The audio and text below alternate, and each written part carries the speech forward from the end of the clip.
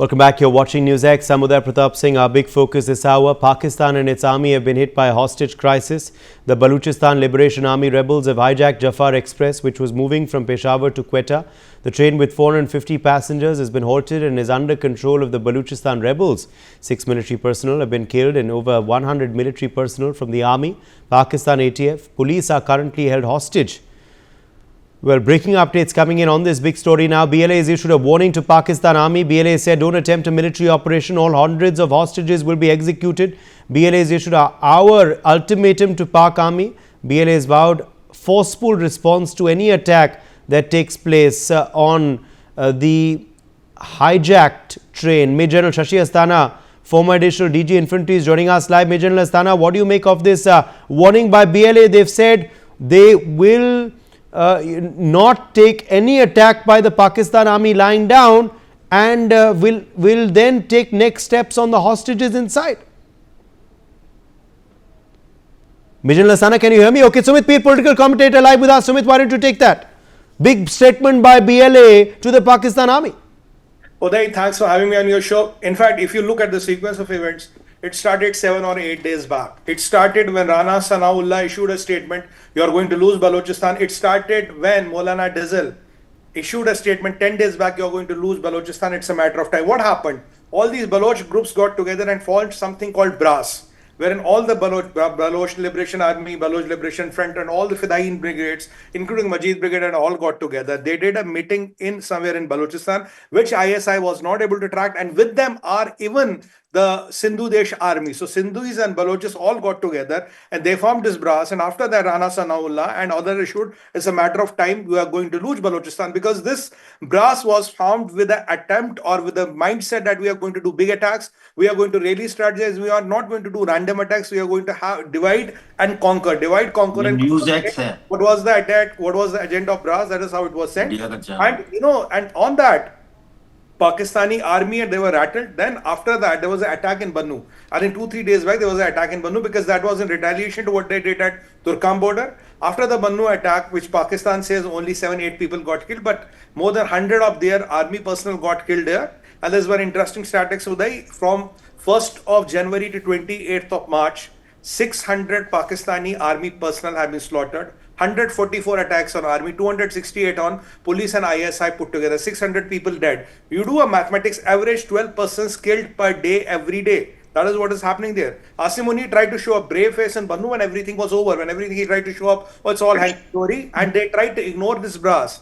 Now BRAS has stuck and has done something which is unbelievable. They are holding around, I think they are holding around 400, 200, 400 people hostages. I was talking to just Mirza Saab before the show, and according to his sources, there are more than 18 people have been killed. They are saying that there are only 6 or 8, 18 have been killed, as Mr. Mirza on the show here. And the problem here is that it's a big hostage crisis. Balochistan and KPK are hanging by the threads. After this attack, Asim Munir is not even in a position to negotiate. They are not even in a position to do a military attack. And there is one Baloch leader called Mr. Bashir Zeb. He was in Iran a couple of days back. I'm telling on a national TV, let ISI go and find what was he doing in Iran. There's an interesting angle to it. But the challenge here is that this is the biggest ever attack happened. Before that, there was one more attack, if you remember, around a year back. It happened in Quetta, wherein 72 people who were freshly graduates or were graduating for the police army academy, were eliminated. In this train also, it is not normal people. It is Pakistan military, air force, police, and all those people who are in this train. It is not people. Balochis do not attack civilians. They don't attack unarmed people. They are different from the TTP. TTP might do it. Balochis never do it. So it's a military style attack on Pakistan army, where they have their 450 men or 400 plus men as hostages. They have lost around 18 to 20 men as we talk right now. And Asim Munir and his army is all helpless. I want to ask one question. When was this meeting was happening? When BRAS announced its agendas 3 days back, ISI could not know a head and tail of BRAS, could not track even 1% of BRAS.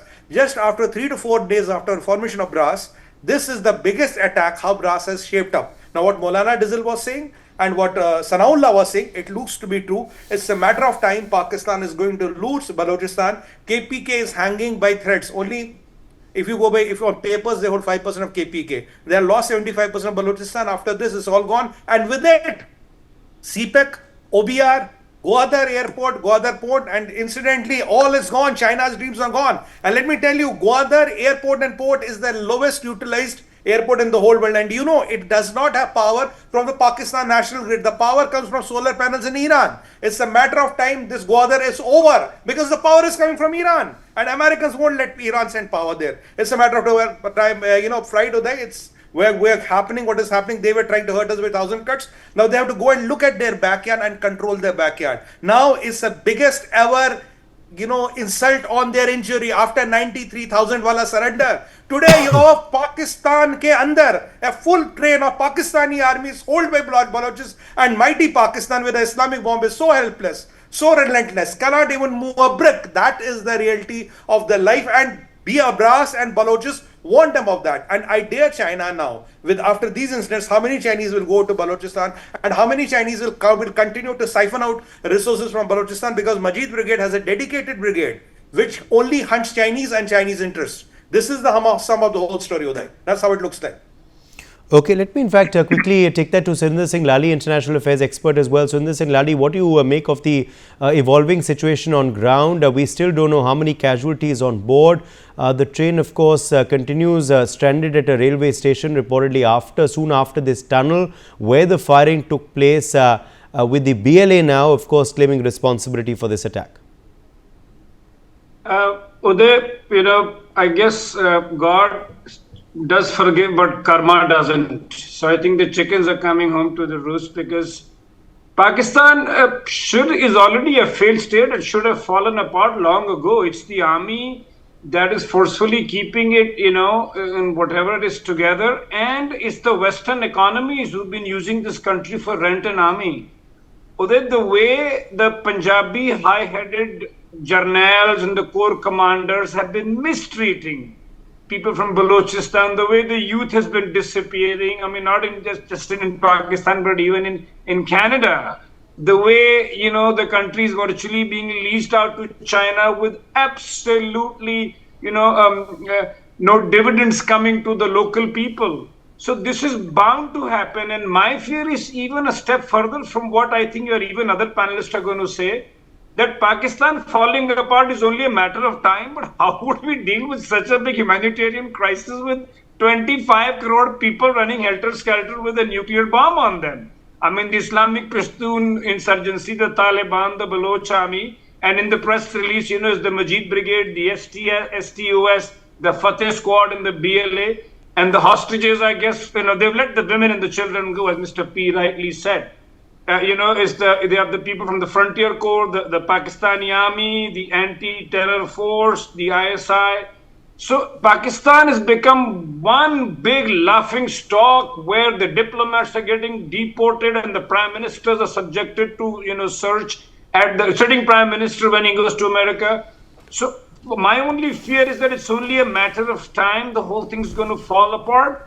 And for how long? For how long can these high-headed Punjabis who haven't learned their lessons from Bangladesh are going to try and, suppress this very rightful moment, which ought to come to a logical conclusion, and it should be sooner than before. All right, more breaking news meanwhile coming in. Pakistan government's first statement has come out on the attack. Balochistan government is to take emergency measures. Pak government says over 500 passengers are on board. Pak government also says the train was fired at between Pero Kunri, Gadalar. The train is stuck in the tunnel surrounded by mountains. So first big statement, of course, coming in from the Pakistan government, of course, on this attack. All right. Well, these are, of course, the big developments we are tracking for you. The first big statement by, of course, Pakistan being issued on this attack. Gautam Mukherjee, senior journalist, is with us live. Gautam Mukherjee, what do you make of this first statement by the Pakistani government, obviously authorizing now the Balochistan government to take emergency measures, given the numbers of people on board? Well, judging from the past today, when the Pakistan army has shown scant regard for its own personnel who are killed on the LOC and so on, I would caution the Balochis to make sure they're not bombed from the air with missiles and other such objects. They won't mind knocking out the entire train, inclusive of the Balochis and their own army and the civilians. So the right, they need to take evasive measures. I'm nobody to spell it out, but common sense tells me if they remove themselves and their hostages from the train and hide out close by. On the other hand, if they're literally in the tunnel, if the Pakis are to be believed, then bombing it will not really help as long as they can make sure that they have escape routes from the tunnel itself, because bombing will at best collapse the tunnel, but not really hit the train directly. And this is a possibility. As for the broader implications, this is a major escalation. As Sumit Peer has pointed out, they have come together. And when they come together, they have become much more strategic. And from the Indian point of view, this is excellent news. And let us hope that the Balochis are able to achieve independence as soon as possible. All right, Amjad Ayub Mirza, in fact, is also joining us now live, POK activist. Amjad Ayub Mirza, what is your information about this attack and what the latest situation on ground is? How is the situation now going to be tackled by the Pakistani establishment, who are obviously in a flux of what to do? Thank you very much for having me. Actually, it's a very exciting day. After the good news of India winning the trophy, this is the second mega big news that has come. And there is every reason to celebrate this. Let me inform you that I've just received information that the first attack by Pakistan Army to try to... Amjad Mirza, I'll just, of course, caution you, an attack or any lives lost should not obviously be a celebration. But yes, please go ahead and make your comment. Yeah, we are not celebrating the lives lost. We are celebrating the fact that it has been a successful operation by the BLA and Majid Brigade. And as Lali ji has mentioned, all of the organizations that have took place in this, participated in this. The information is that Pakistan Army's first attempt to the rescue so-called operation has been repelled. Pakistan Army has been forced to retreat. They were bringing forces in ambulances and they're disguised as ambulances are going to help passengers if someone is ill or injured. But they quickly realized that these ambulances were full of Pakistani soldiers, so they were attacked. So far, I've been told that 18 Pakistan Army personnel have been killed. And these Pakistan Army personnel were traveling for their Eid holiday, and they were on holiday with families. So the families have been spared, the children and the women have been spared, but now they are identifying people from active duty army personnel, police, ISI, and other military and civil organizations, and it's conducted by Majid Brigade, Fateh Squad, Zirab unit of BLA. What I've been saying for the past 2 weeks now is that there is a Balochistan freedom movement has come to a stage where there is dual power in Balochistan.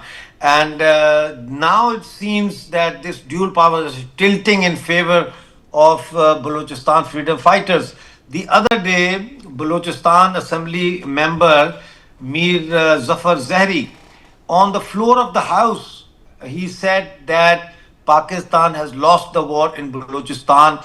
He said he cannot travel. He was making an appeal to Bashir Zeb Baloch, who is the commander of BLA, that please do not do anything to me, and if you have to do, just shoot me. Don't torture me. This is the level of fear among elected members of parliament who come from Balochistan. And he said that there is no writ of Pakistan in Balochistan. The writ is of Bashir Zeb Baloch and Dr. Allah Nazar Baloch. So at the moment, if we look at it, this incident where 182 Pakistan government officials, including army and police and all that, ISI, have been taken hostage. This speaks volumes in the sense about the BLA's capabilities. It's a very fine army. They are very well trained. They are educated. And talking about escape routes, like Gautamji was mentioning, the first thing they do is they make sure that they have more than one escape routes. So I'm sure that the escape route has been taken care of, and Pakistan is on the edge of collapse. Still Pakistan is in denial. वो आके कह रहे नहीं नहीं फौजी नहीं थे, civilian थे, छुट्टी पे जा रहे थे, सिविलियन को मार दिया. BLA, like Sumit Bhai has very clearly and categorically mentioned, BLA never targets civilians. That is not, that their ethic code of their army is do not target civilians, do not harm unarmed people. So they never do bomb blasts in public places. They never do bomb blasts in mosques. They never kill innocent civilians. ये जो कहते हैं ना 6 पंजाबी मार दिए, 8 पंजाबी मार दिए, they are not civilians. They identify them. 5 days ago, they held a check post for 5 hours on a main highway in Balochistan, and the BLA checked everybody's ID cards, and they let everyone go who were from Punjab or KPK, because they said that they could not identify any connection of these people with the establishment, whether it's military, police, ISI or whatever. So they let them go. But Pakistan obviously wants to propagate this idea as if they are illiterate people, raw funded, this funded, that funded. But if it is raw funded, then my salute to raw as well, because they have done a pretty good job. Okay, more breaking news coming in. More breaking news coming in. Stay with us. Please. Pakistan Railways in denial over the hijack. Pakistan Railways has claimed only driver has been injured. Pakistan media says driver sustained severe injuries. Pak Railways says passengers will be fully refunded. Major Shashi Asthana is with us live. Major Shashi Asthana, this is a bizarre statement by the Pakistan Railways. A bit contradictory, of course, to what the government has said. They are claiming only the driver has sustained injuries so far, and they've not really commented more on the attack, saying passengers will be fully refunded. I mean, why would the passengers want a refund? They would want their lives to be saved first. As far as the railway statement is concerned, I think we can take it with a pinch of salt, for the simple reason because they are the affected party in a manner that their rail has been hijacked. So that's one part of it. Now, going by whatever messages and whatever has been spoken so far, and let me tell you that this is a very well planned operation, and in this operation, it requires a fair amount of intelligence planning as well as a military planning. I'm sure they must have gathered this information over a period, and that's how such a huge hijacking can take place. Also, they would have worked out all other arrangements, as was mentioned, whether it is how they are going to negotiate, how they are going to carry out subsequent operations. That's one. Secondly, when it is about the civilian casualties, or they causing civilian casualties, let me tell you that the militant groups are very cautious that if they have to survive and succeed, they have to have people on their side. People are the center of gravity in the counter-insurgency operation as well as insurgency operation. So they will not like to unnecessarily harm the innocent people. Now, why they are attacking Pakistan army is, I think, very well known. But let me reiterate to say that there has been a fair amount of atrocities caused by Pakistan army. They have used all elements of power, including air, artillery, etc., which we never use. In fact, if you recall, during our Kashmir operations, a lot of people used to tell us that you do a lot of welfare, or you don't use full force, you don't use artillery, etc. But then the fact is that you can't lose people and think that you can win a counter-insurgency war. Pakistan army has violated this basic principle again and again, and that is why the people are angry with them and people are siding with the insurgent groups. Now, there is no doubt the cause is genuine. Baluchis have been, they have faced atrocities. They have faced, they have all the resources, but then all the resources are being used by Punjabis. The Chinese are exploiting their resources, and so are Punjabis.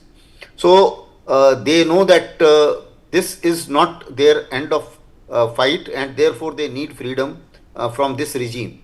They are also, the Baluchis are also present in Iran as well as in Afghanistan, and the connections with the TTP, that also makes them stronger, because KP, the residents of KP also feel, because of this Durand line and Pashtuns being divided both sides, there are grudges there as well. So grudges of this entire belt, that is KP and Balochistan combined, has given a birth to very potent militant organizations now, and these organizations are actually taking revenge of the atrocities which have been caused specifically by the Pakistan army. And that's why all their plannings as well as actions. Also, they have also realized very recently that if you kill a couple of Pakistanis, it doesn't make that much of a difference as if you kill 2-3 Chinese. And that's why last 1 or 1.5 years, you would have seen 23 Chinese killed, because that shakes up their hierarchy, that shakes up their military, because one call from China to Pakistan military or Pakistani chief, that causes shivers there. So they find that if they get an opportunity, and they will continue to do so, if they get an opportunity, they will prefer killing a Chinese than a Pakistanis, and that's very much, and that is where Chinese have also stopped funding beyond a point. The CPEC, which people call as economic corridor, I call it China-Pakistan exploitation corridor, and in that corridor, they were earlier planned, they had planned for 60 billion. Now, after releasing whatever they needed for the energy, after that they are not releasing much of money because they feel that it is a grave risk. And they are looking at another option in Afghanistan now, that if we can get the connectivity to Gulf via Afghanistan. And that's why you would have seen Chinese Afghanis and Chinese Taliban Bolnomi coming up very well. So this is a troubled area. This will remain a troubled state. And the fight for freedom seems to be quite... We're getting a statement as well from the Pakistan Interior Minister. He's issued his first statement on this incident. Mohsin Naqvi has condemned the Balochistan hijack. Naqvi has said the government won't make any concessions, won't spare beasts firing on passengers. Let me bring in Sumit Peer for more on this story. Sumit, this is a big statement from the Internal Minister of Pakistan. He has said they will not make any concessions in the negotiations now. They will not spare beasts who fired on passengers. Uday, there are 2 or 3 things which are very important to know. First of all, there's a person called Samad Shamsudani. Who is Samad Shamsudani? Samad Shamsudani was the head of death squad of Pakistan in Balochistan. It's an informal organization which Pakistan army runs, and this man heads it. His job was to kill, abduct, torture and bury the bodies. So 2 days back, Balochis eliminated him, right? There's one more person called Mufti Shamir. Who is Mufti Shamir?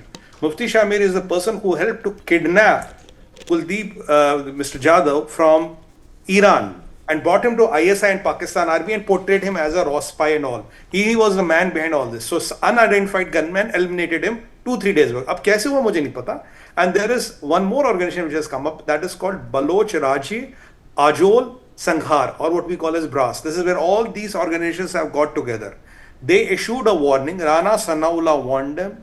Fazlur Rahman warned them, Maulana Dizil, and everybody has been warning them, you are going to lose Balochistan, because when BRAS was formed, they issued a formal press release, which you can check 3 days back, wherein they said we are going to increase the quantum of attacks, and it's 100% going to be a military-style attack. Balochis are different from Taliban. Balochis don't say Allahu Akbar and press the button. They are very military-style combat. They plan their attacks, they organize their attacks. They don't attack unarmed, they don't kill women and children, they are not killing civilians and all. This attack is targeted on the establishment of Pakistan. And what these people are saying, they are rattled, they don't know what to do. This is not their area. And if you look at KPK and Balochistan, there are only 2-3 camps where they are still holding by thin threads. And a Pakistani army today brags that they can walk into Balochistan and free hostages. That will be all crap. They can use some air power, which they can. Of course, they can use that. But minus that, they have nothing left. And who knows, Balochis might have a surprise, because some of the sources told me they have got some few now new smart weapons. So if Pakistan army tries to be very handy with them. We don't know what are these new smart weapons that Balochis have and who gave them. I have no idea, but they are believed to have some smart weapons. So it is a grave insult. Pakistanis are only sulking. I was looking at what Railway said. Railway is atrocious. They're saying, "Hum ticket ka paisa wapas denge." Your whole train has disappeared. People are disappeared. You have the biggest hostage crisis in your history. You're saying कि ठीक है ticket का पैसा वापस देंगे. I mean, Pakistan is literally caught with their pants down. And where is the mighty ISI? Mighty ISI didn't know about this. They didn't know about this brass. Could they track even one leader? And I told you again, what was Bashir Zeib doing in Iran? If I know he was in Iran, ISI should have known better than me. So these are the things they have literally given up, Uday. It's a matter of time when Balochists can declare independence. And let me tell you another thing. With the fiasco going in Iran, Americans will support Balochists tooth and nail. Nobody is going to utter a word because they don't want this link between Iran and Pakistan to be active via Balochistan. So when push comes to shove, they will have to settle Iran. So they want to control Balochistan. And Balochistan has three important things. Rikodek mines, world's second highest gold and copper reserves. Gwadar port, Gwadar airport. Okay. 42% of the area, and Yes. it has all the things you need. Right. And Right. We'll continue tracking the story. It's a developing situation, of course, in Pakistan. For the time being, my thanks to our guests for joining us. Taking a short break on that.